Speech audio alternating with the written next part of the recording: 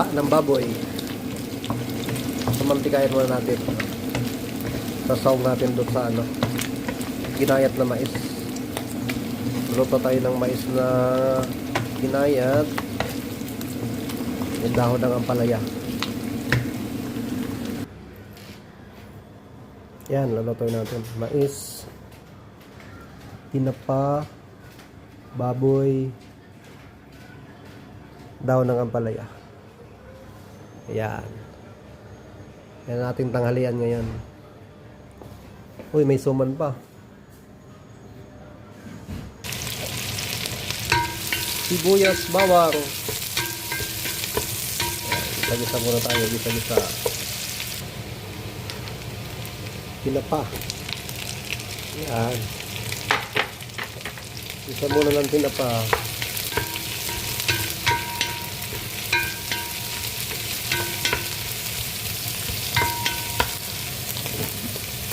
Mais. Ginayat na mais. Yan. Gisa-gisa. Gisa-gisa ng mais. Ayan.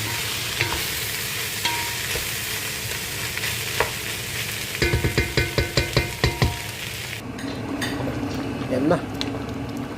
Kulo na, kulo na.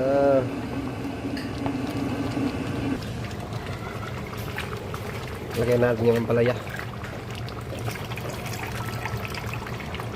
Yan. Ayan ang finished product. Mais na may dahon ng ampalaya. Tinapa. Tsaka baboy. Kain na na.